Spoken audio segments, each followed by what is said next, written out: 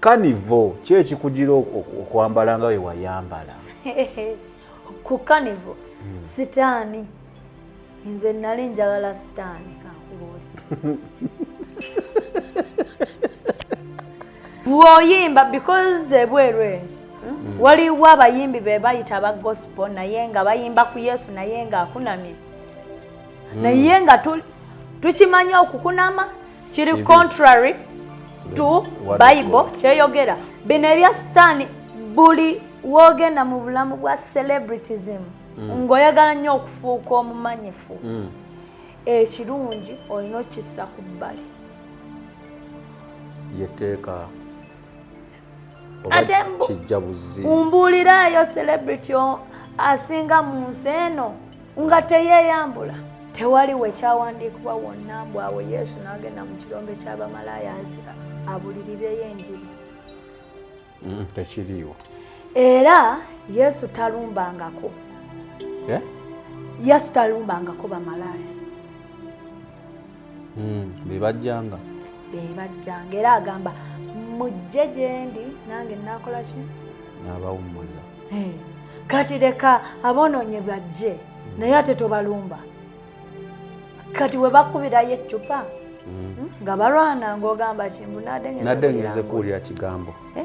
Nedda leka ate tuleme kwesiruwaza naawe mu Katonda.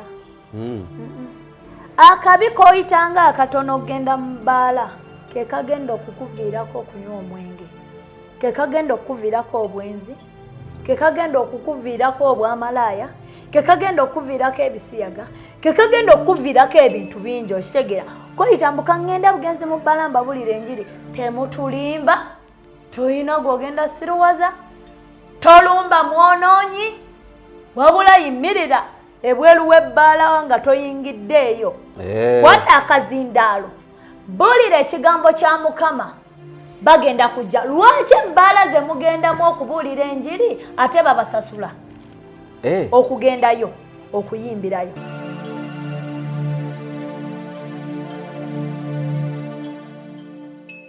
Obulamu bunyuma, obulamu buwooma. Ekyo tekiriiko awakanya wabula obulamu bunyuma bulamu agugi mazima. Wuliriza nkuleetedde ekyokuddamu ku ndwadde ez'enjawulo ezituteganya mu bulamu gwe wamma ne tulema okweyagala. JS Medical Hubs bano bakugu mu kujjanjaba ebizimba mu lubuto, tujjanjaba hania n'abulira ddala otawanyizibwa ndwadde za lususu, ebimmonde ku matu, enkovu ezizimbye oba nsundo, byonna tubibuzaawo. Ate nno tetukoma okwo, era tujjanjaba ulcers, sukaali, pressure n'endwadde endala nnyingi. Abatawanyizibwa mu nsonga z'omukisenge nammwe tetubalekeredde. Tulina JS Body Cleanser nga bw'olinywa lino likamula obucaafu bwonna mu mubiri. Olwo JS Immune Booster ne lizimba obutaffaali mu mubiri. Linyweko weetangira okulwalalwala. Ku JS Medical Hubs eddagala tukozesa lya butonde teririna bulabe yadde. Basebo ne bannyabo mbalamusizaako mu linnya lya Mukama waffe Yesu. Yenze Musawo John Sewanyana wano ku JS Medical Hubs. Njagala okujjukiza ekintu kimu nti obulamu buli mu ngalo zo. Byolya ku sowaani yo oba byonywa mu kikopo kyo bye bigenda okusalawo onaabeera mulamu oba onaabeera wandwadde. Tukuyita wano ku JS Medical Hubs tukujjanjaba endwadde. Jjukira nti ffe we tujjanjaba ensibuko, tujjanjaba cause, tetujjanjaba symptoms. Tukuyita jangu ojjanjabwa endwadde yo wano ku JS Medical Hubs ojja kuwona mu linnya lya Yesu Kristo. Amina. Tusangibwa Nansana okumpi ne Nansana Business Center oba tufune ku simu zino wammanga noti 7 bisatu nkaga mu 7 bisatu nkaga mu 2 oba noti 772 lwenda chenda mu mwenda noti 29. JS Medical Hubs for health and skin solutions.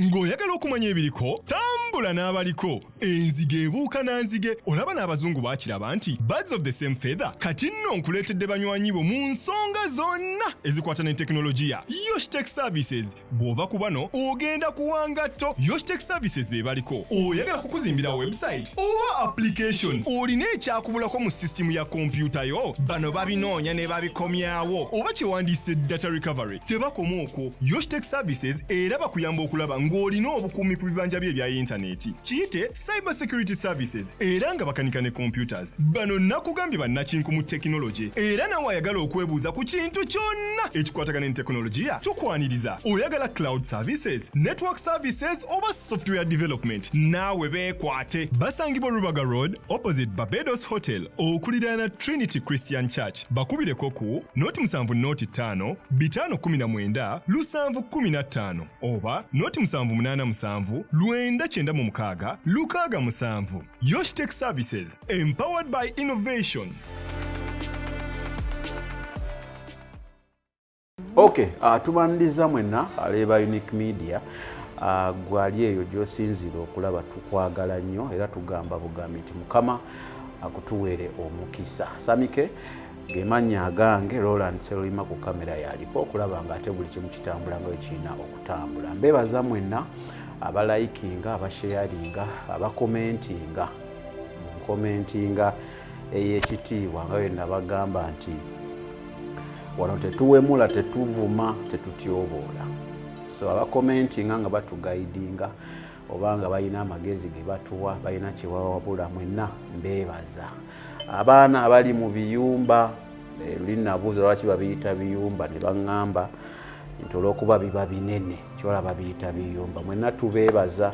Abali mu Europe nammwe tubeebaza, ate nammwe abali wano e Uganda ate mmwe tubeebazaako ensusso kubanga kaddata ke Uganda kwate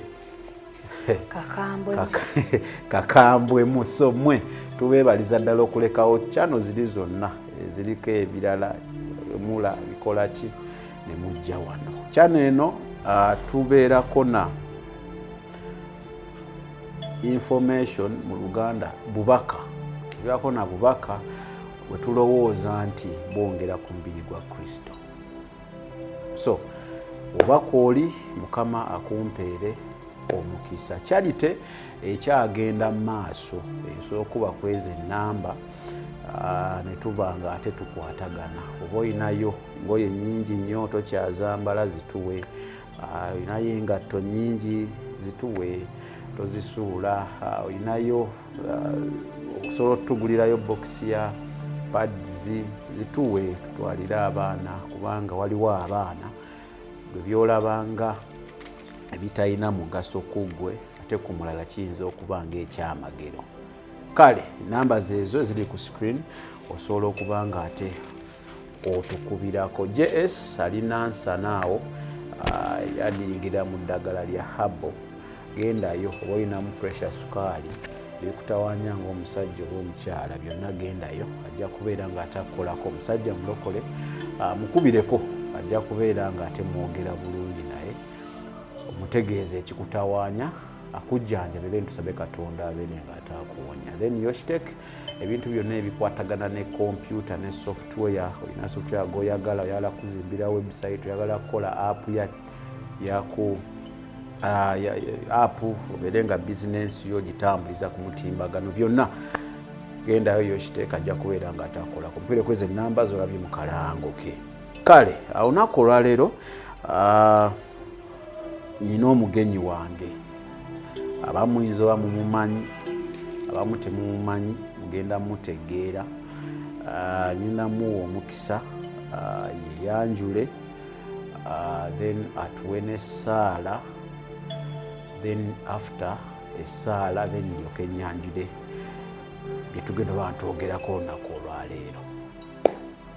Mukama yeebazibwe nnyo. Amiina. Buliza ku balabi bange abo.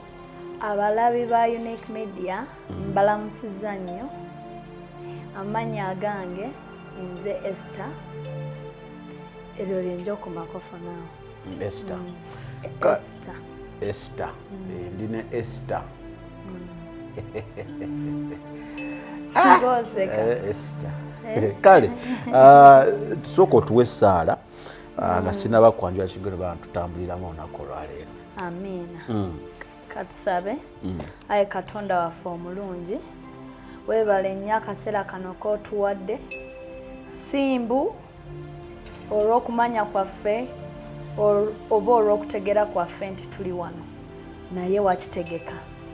so leka okubeera kwaffe wano kubenga kukuweesa ekitiibwa si kusasamaza si kuleekaanya oba si kuleekaana naye nga oweebwa ekitiibwa tuweereza omwoyo w'omutukuvu atusomese Katonda wange mu bigambo bino tuwa amagezi okutegeera n'okumanya tumanye ebintu ebiri mu ggulu era tuwa omwoyo tutambulire mwoyo kubanga abajja gy'oli bajjira mwoyo kubanga gw'oli mwoyo weebale Mukama n'ababalaba Mukama bawe omukisa tusome era tuyige era nabo batusomese kubanga teri muntu atali musomesa mu kingdom yo kasita aba yeewaddeyo okukozesebwa gwe w'omukisa Sami ne Lawrence abagenda otuyambako mu programu eno era beyongereyo n'enjiriyo mu linnya lya Katonda waffe mu linnya lya Yesu Kristo omwana wa Katonda omulamu tusabye amen.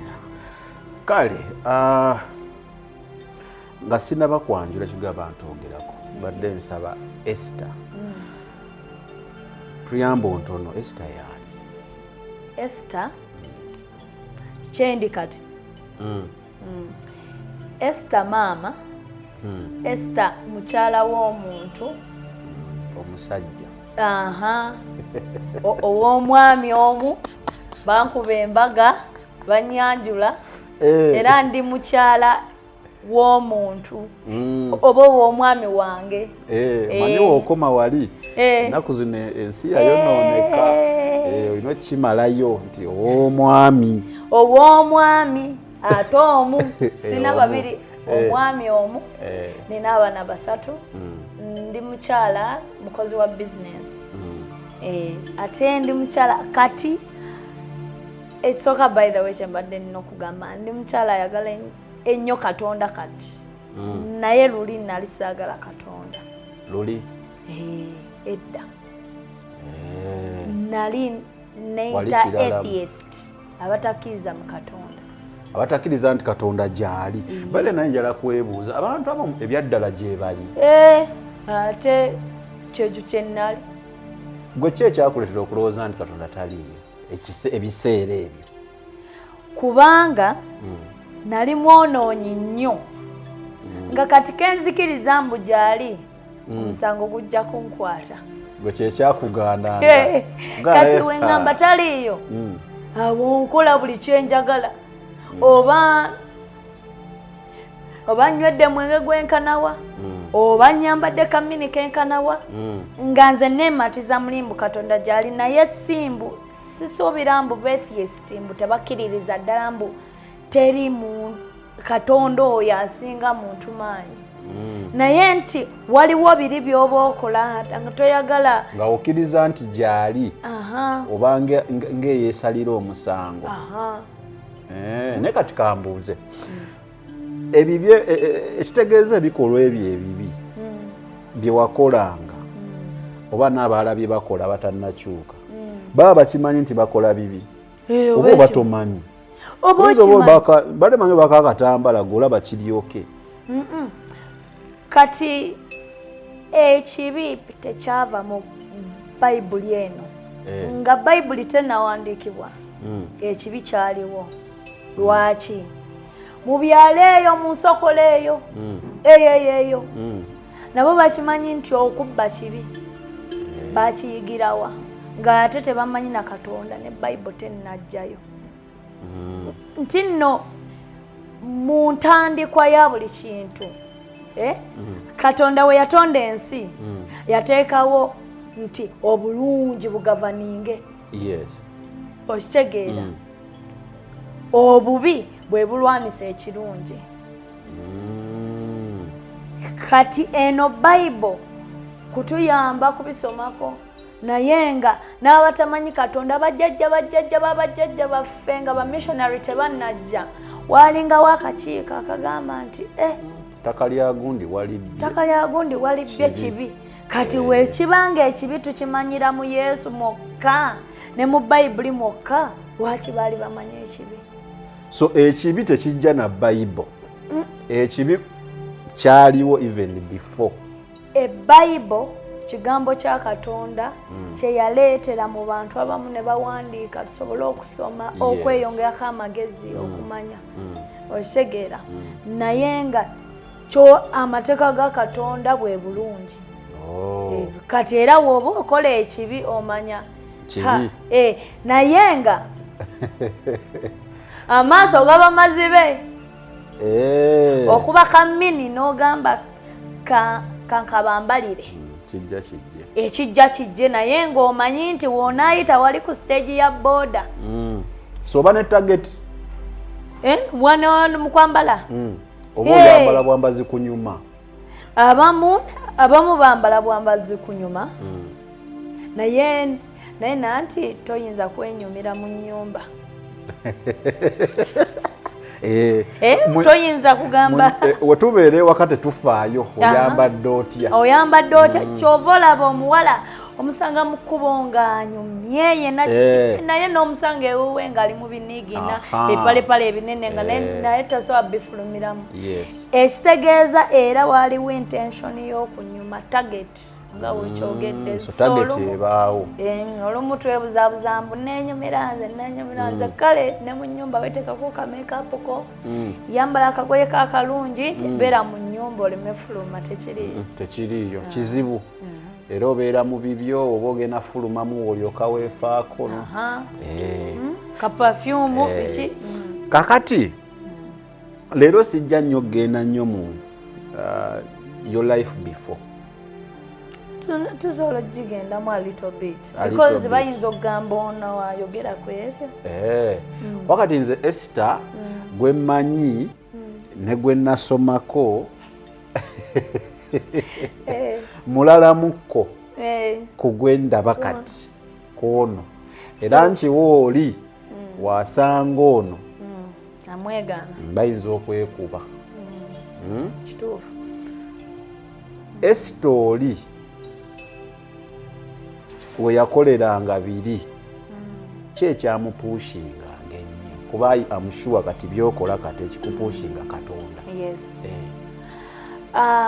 kati ne briefly oba osobola n'otugambayo aba batakumanyi n'obasunirako katono kati bwe nali nkula nayagalanga nnyo okuba star kubanga erinnya star litegeeza star emunyenyi kati ngangamba nnyo ngenda kuba star era baganda bange nga mbagamba nnyo nze ngenda kuba star ngenda kuba wakabi era ekyo kyaleeta rebellion mu nze ngasuulira nnyo bazadde bange nga bakulemesa nga bannemesa yonna gye nasomera Angel High wanga bamumanyi njala nnyo byakuyimba simanya kwambala bumpi kola ki kwegamba ebisasamaza nga nze byenjagala attention kati nga maze senior ku myaka 16 tata wange nga ngano sibe enviiri ndaba oganda nnyo sibe enviiri nga nva ewaka nga ngenda ewaka n'oviirawo ddala ye nenvaawo nembeera n'emukwano gwange bamuyita Tina Kusiina ngali ku campus nga naye nze nakava mu senior ndowooza ninanga emyaka 15 wali weesize eki nga nze njala kuba star omanyi sitaani atunuulira omuntu nga ambitioni yo ng'asobola okukozesa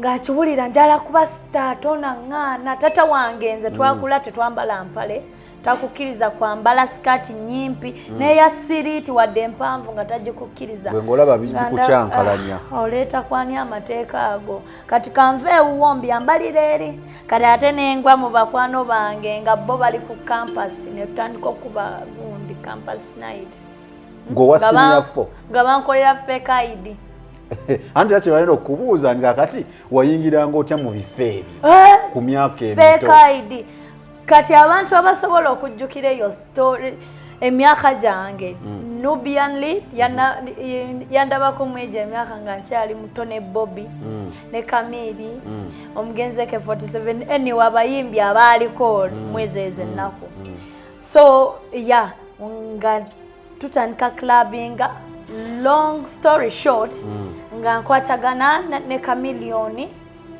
n'abayimbi abalala Chameleone specifically muganda we AK47 bali bachamita amatoni nga tufika ba mikwano introducing wa Chameleone nga mugamba nze nsobola okuzina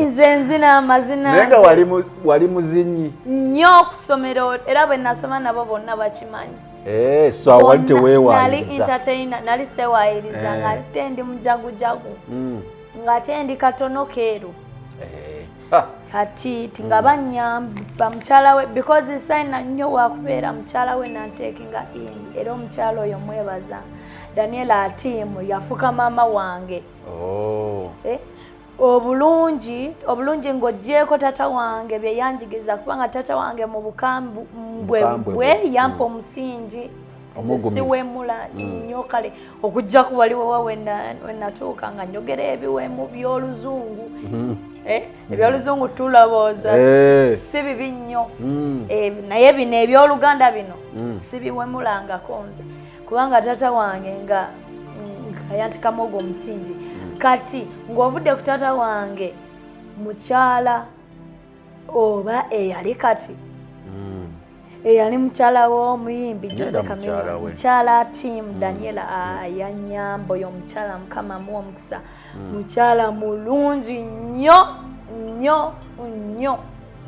era ye mukyala buli mwami gwe yandiwasiza n'agamba mpasiza omukyala nga mulungi ku feesi ne ku mutima nga mulungi nga te muzadde nga naye akyali mutoototo mwezi ennaku nga mutoototo alabika yalinga 20 so nange nkuze naye kati tinyinza okugamba yalinga mama wange newagamba ng'omukazi mukulu nnyo oyo yali mutoototo yali muto naye nga nacharing anyway bwentyo netandika okuyingira music industry nga backinga Chameleone yes wali obakinga Chameleone mukuzina si mukuyimba simanyi nakuyimba Sara Esther weewayirize ndi mubi nnyo mukuyimba ndi mufu nnyo bangezaako nagezaako nange naye ndi nekigaana so wove waka odda wa mukwano gwo wove wa mukwano gwo omugenzi akwanjule wa Chameleone so bakutekinga in bantaking in ng'omwana so fuuka mwana wa waka nga nfuka mwana wa waka ngaye tugenda obanga tuyitaayitamu mangu kati kubanga nze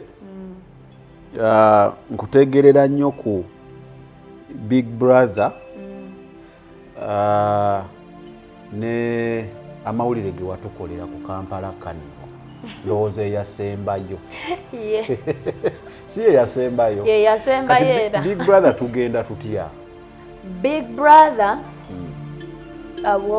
nga wayisewo ekiseera nga confidence of course ekuze kubanga nze baneebaze mukama oba sitaana sijja kwebaza sitaani naye natandikira ku muyimbi munene so ya contributinga kyamaanyi nnyo okumpa confidence eyo kati nga mpulira ebya Big Brother mu 2014 naye nali ngera mbeera nnyo mu mawulire mawulire go wagabeerangamu nga mpulira ebya Big Brother ngamba kaŋŋende ngezeeko nga ŋŋenda nga ngezaako nga mpitamu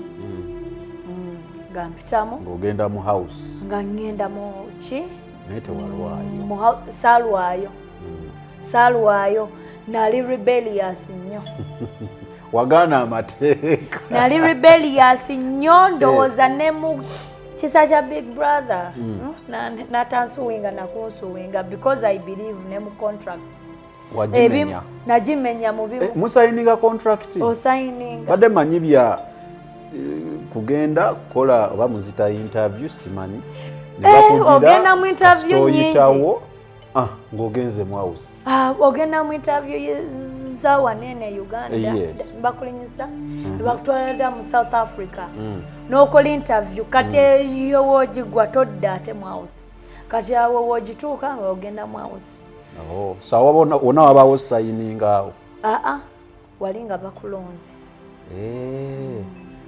mulimu confidentialities nyingi nyingi nnyo emboozi ya Big Brother ojja gimpa olulala olifuna katayimu ojja kumpa ku mboozi ya Big Brother kubanga byempulira ku Big Brother simanyi oba bituufu oba balimba so ojja gituwa olulala. Kati Carnival ki ekikugira okwambala nga we wayambala? Ku Carnival sitaani nze nali njagala sitaani kakubuuli wali wagala nnyo sitaani nga buli kibi kyenjagala kyenjagala sitaani akublindinga nti ekibi kyoba oyagala omanyi kasaba gamba kati walinga toswala akubika ensonyi nga tokyalina nsonyi mu nsi nze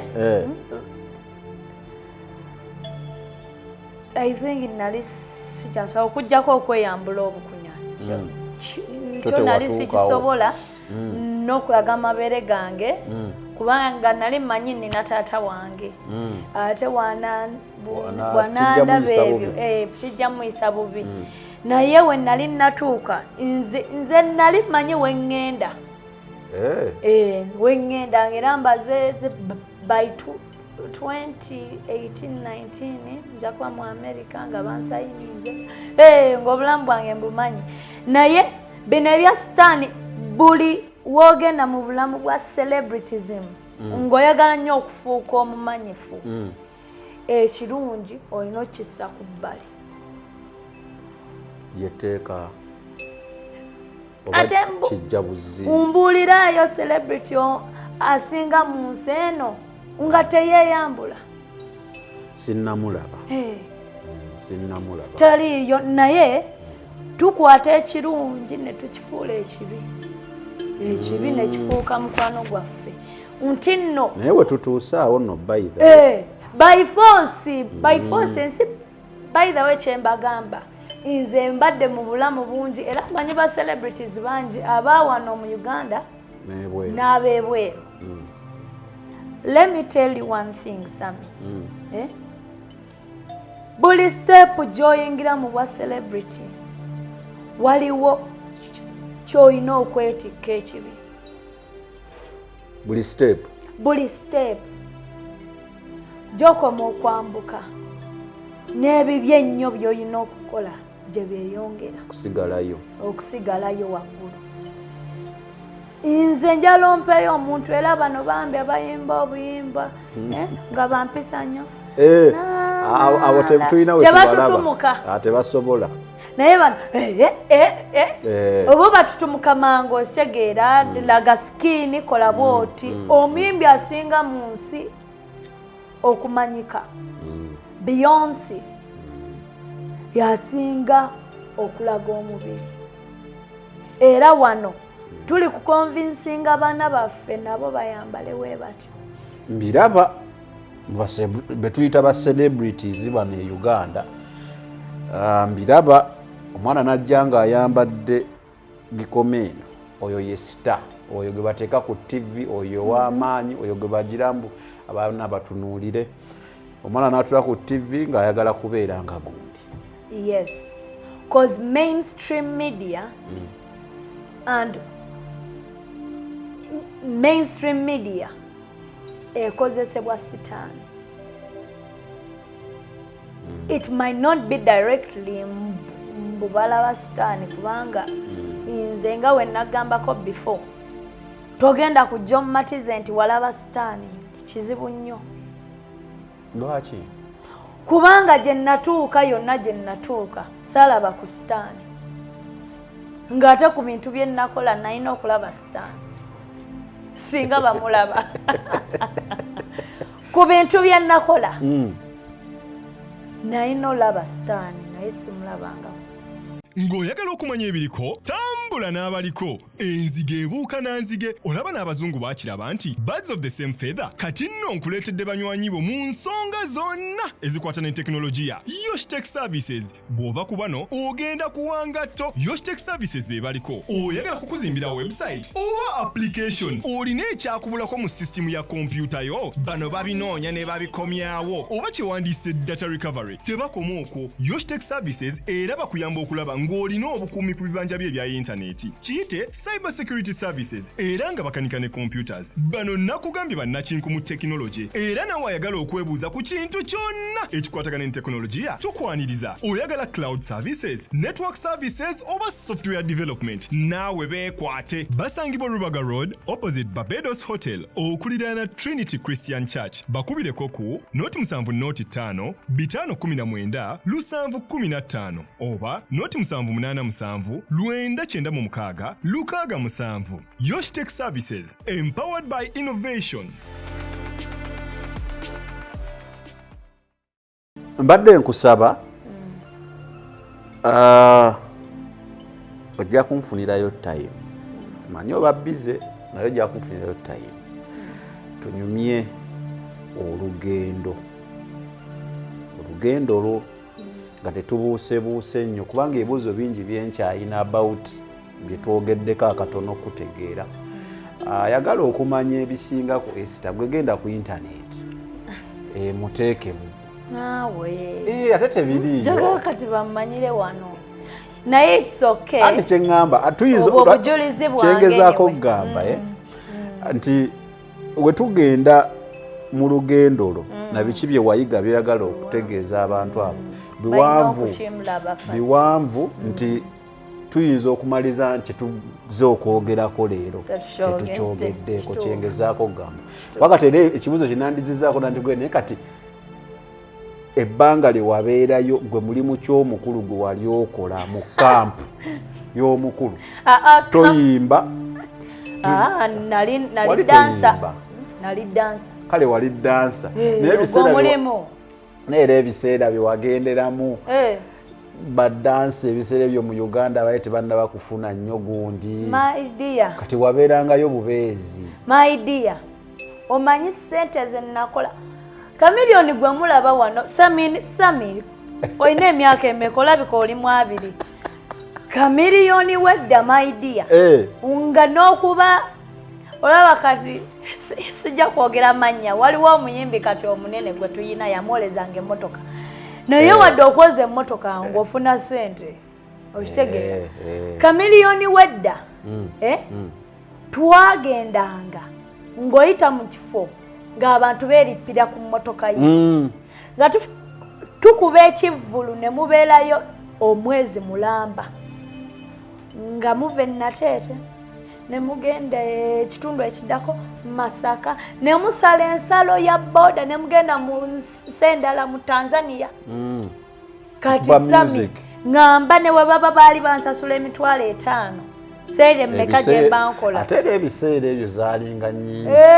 gwe Sami kiki kyoliko etaano gyakati okuba dansa wa Kamilioni omanyi mbu nga kyangu va ku bano badansa be bayita obuyisi kati luli eri ng'okuba dansa owakabi my dear kyamaanyi okuzinira omuyimbi nga yakuwa contract omuzinire ku buli show wali ku contract naye kati gwe wali ofuuse mwana wa waka gwe wali ofuuse wa waka naye nga nsasula bakugamba bugambi nkya tugenda eno nga naye ansasula yansasula katannumangako kati nga tuva ku gundi eyo ku gundi tugende ku kye tugenda okwogerako industry eno gye tulaba biki ebibi bye wandigambye oyo omwana oyo ayagala okubeera sita nga naye we wali omuwala oyo omuto byayina okumanya waba asobola yeewale industry naddala omwana ow'obuwala omwana ow'obuwala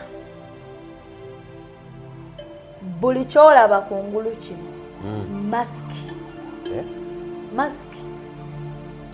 masiki omuyimbi kankubuuze omuyimbi otera mulabirawa TV.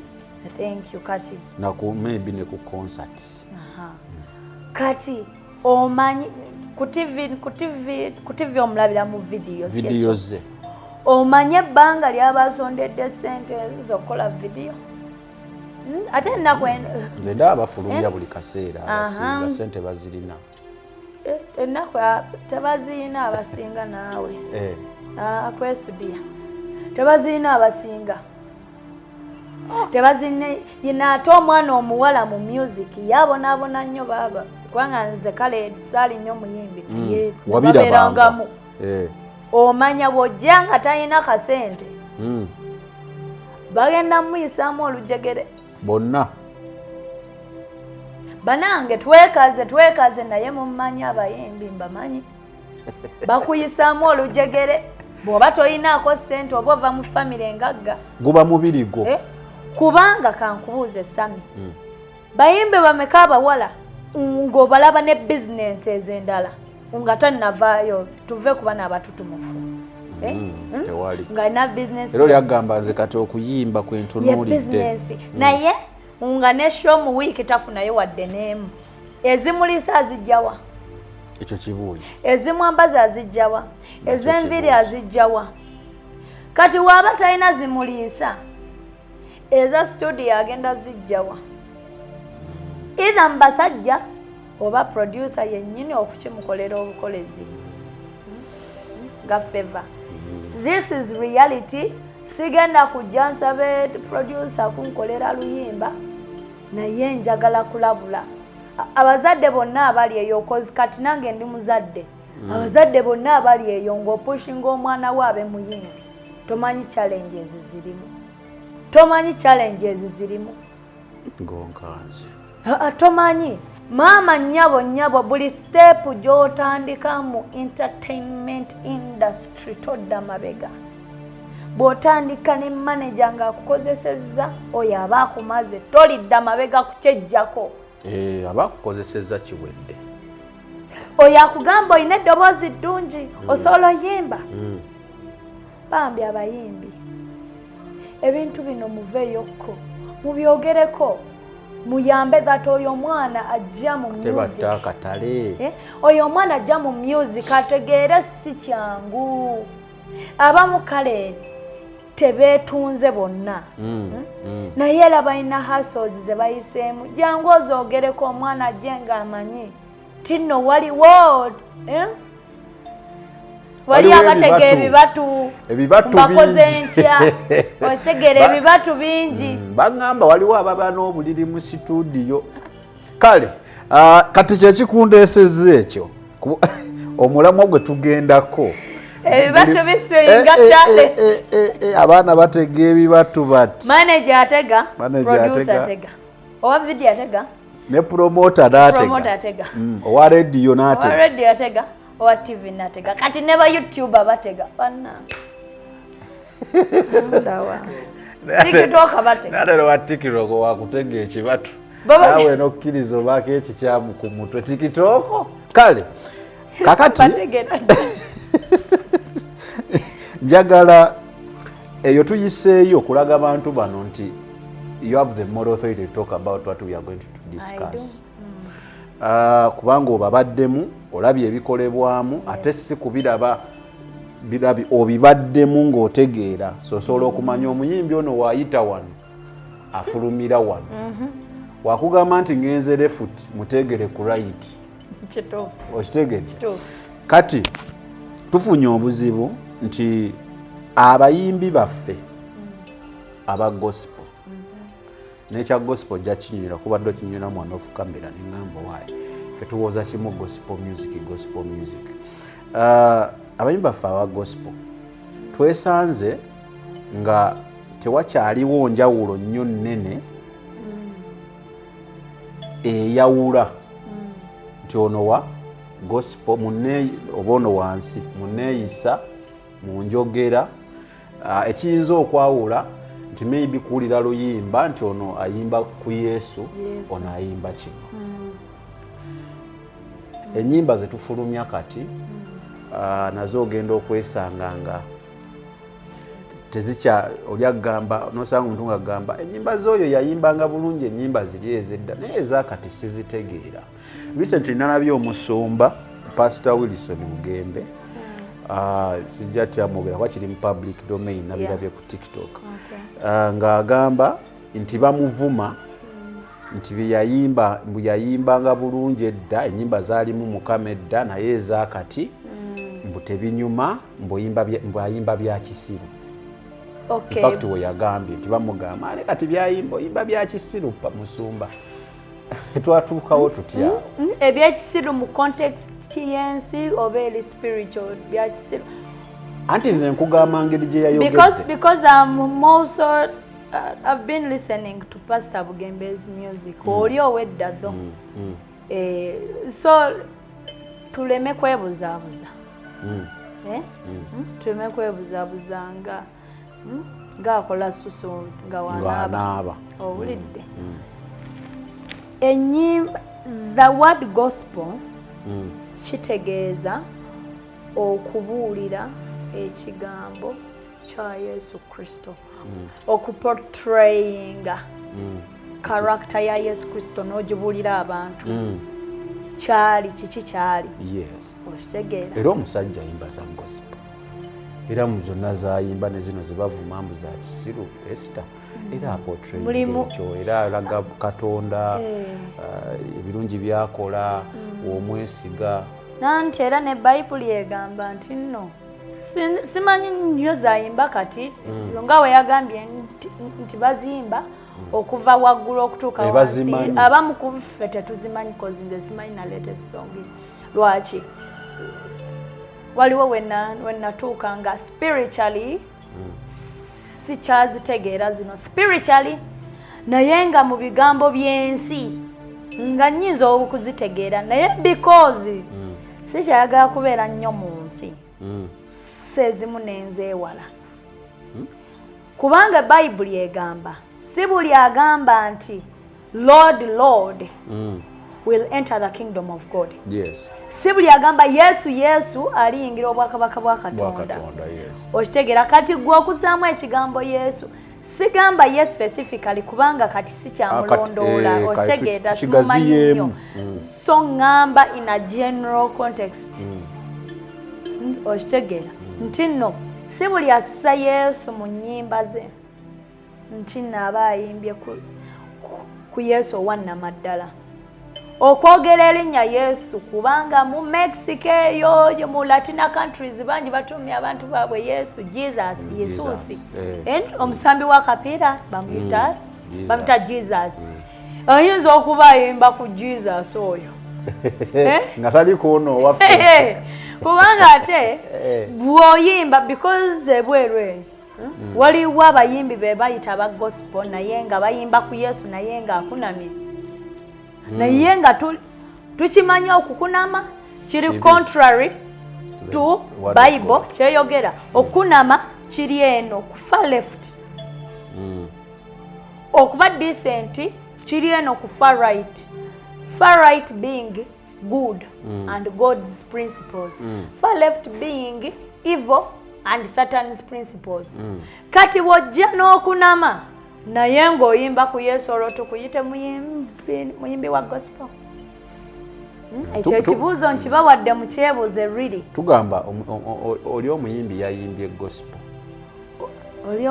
yo si muyimbi wa gospel naye yayimbyeyo akayimba ka gospel kati tukwate wano omutamiivu tumuwe Bayibuli abuulire ekigambo tugambe oli omutamiivu yabuulidde ekigambo kya Yesu era buli omu ajja agamba omutamiivu abuulira atya ekigambo kya Yesu kubanga tali mu right sense ebuulira kigambo kati pastor abayimbi ba gospel bw'oba oyimba nawe kennyini muli mu mutima omanyi gw'oyimbira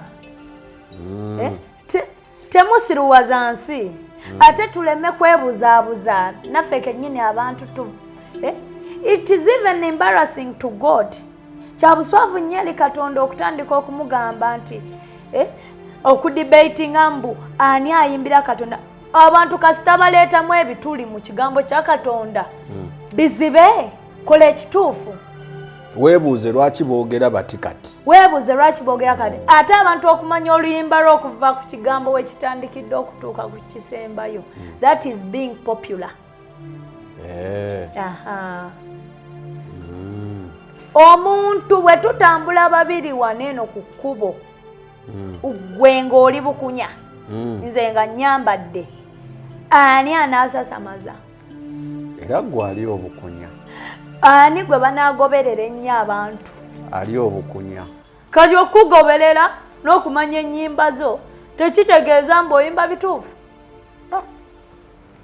Oli munyiivumu Esther. Nedda gano ge mazima. Problem is ennaku zino ensi wetutuusizza nti bwe twogera amazima ate oba mubi. Nze nkimanyi mujja vaayo simanya mutrayinga ogamba mbu nno ayogera kino akola bw'ati it's okay.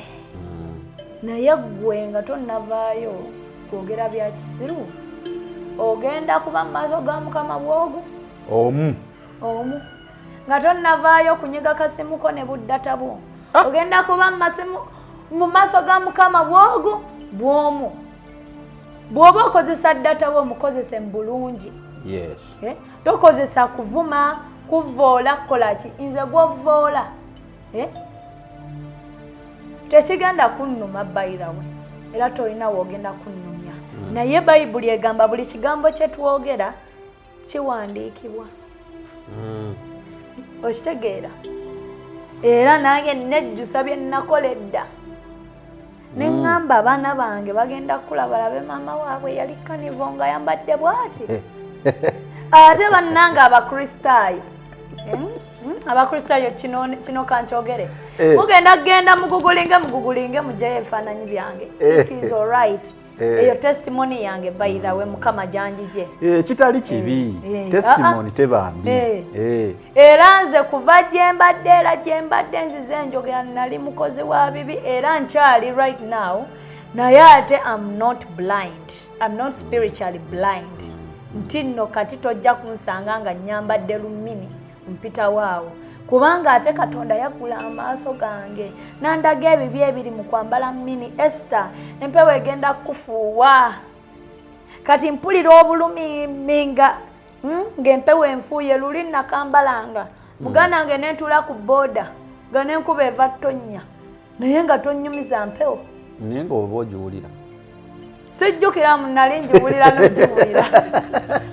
Kuba nzijjukira nakubirako essimu we nasanga omwana nga kumpi ayambadde bukunya ali ku booda ng'empewo nnyingi nange ayambadde jaketi mpulira ngiwulira naye ng'akulaga ali oke naye nga wayi nja kankubire Esther mubuuze we baayambaliranga ebintu bino mmwe temwawuliranga mpewo temwalabanga abantu babatunuulira mwalabanga oba mwalowooza baba beegomba? Ngolooza bakwegomba. Kyekiri kye ngambye spiritually oba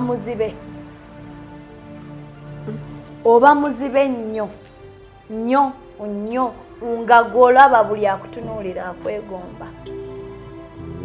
Era akugambako tonyumye oyinza omuvuma n'omuttirawo. Omwerawo ekigambo ki? Okitegeera?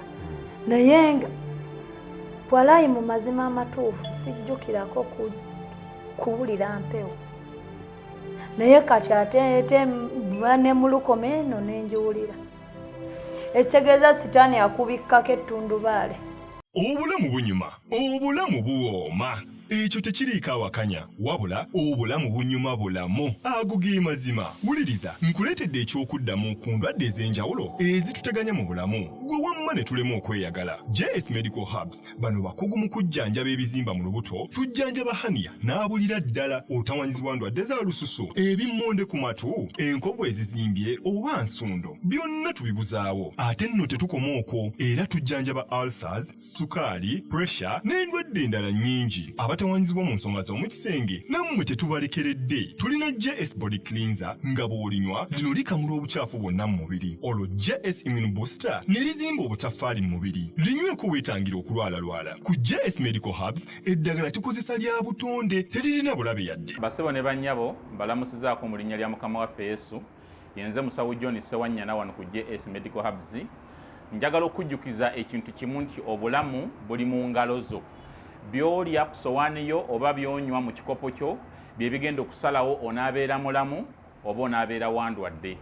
Tukuyita wano ku JS Medical Hubs tukujjanjaba endwadde. Jjukira nti ffe tujjanjaba ensibuko, tujjanjaba cause, tetujjanjaba symptoms.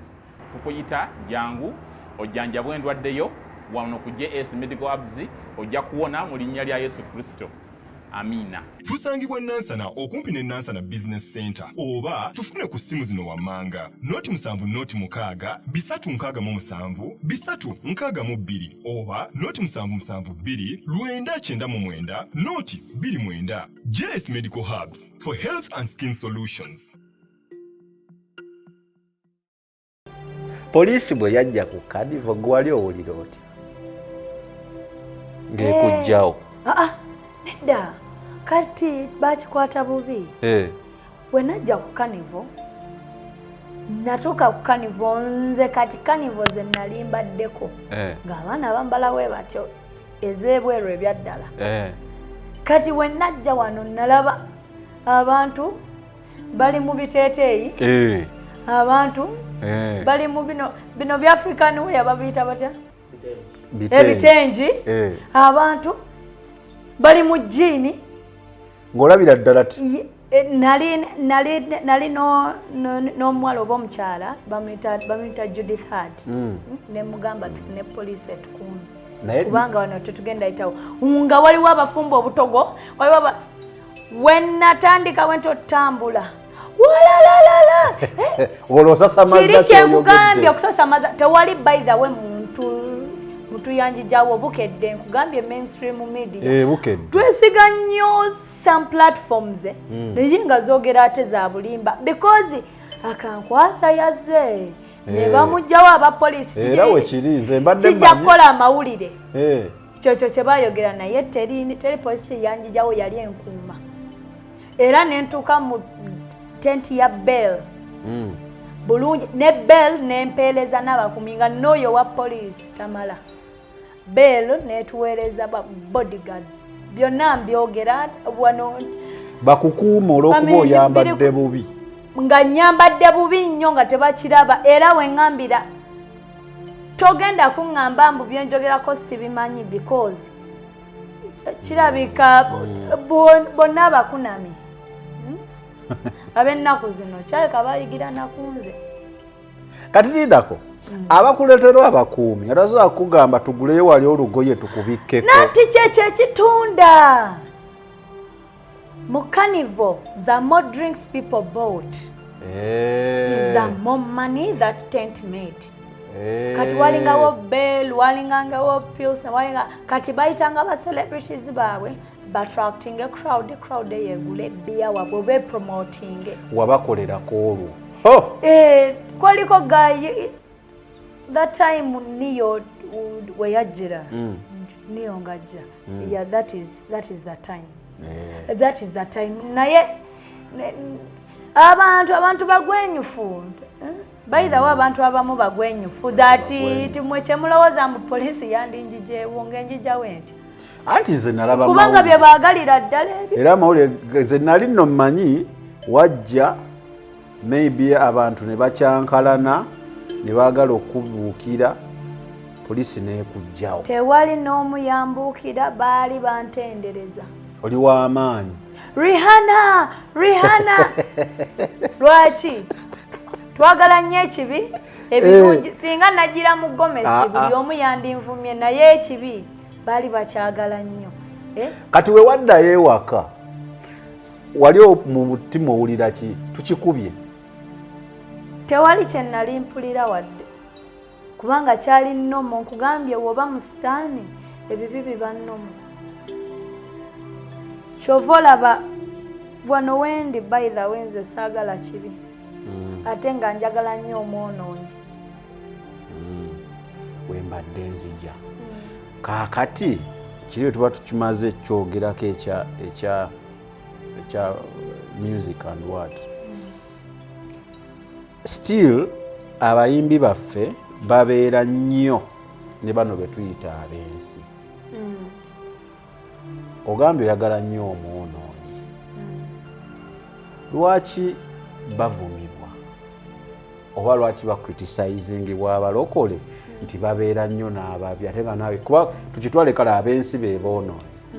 Bw'oba oyagala nnyo aboonoonyi lwaki omulokole ali eyo oba omukkiriza ali eyo asobola okuvuma oli olw'okuba ayimbira mu bbala bamanyi aba agenze kuyimba kukyusa bali okubakyusa alina bafuula mikwano gye bajje mu kyaki. Okay, kati abakristaayo bagoberera ani oba abalokole? Yesu Katonda. Yesu gwe tulina olabirako ne twagala tumufaanane, si kyekyo? Mu biseera bya Yesu waalingawo ebifo bye bayita Bethels, ebirombe by'abamalaaya. Naye tewali wekyawandiikibwa wonna mbu awo Yesu n'agenda mu kirombe ky'abamalaaya abulirireyo enjiri. Tekiriiwo. Era Yesu talumbangako. Yesu talumbangako bamalaaya. Be bajjanga. Be bajjanga era agamba mujje gye ndi nange naakola ki? N'abawummuza.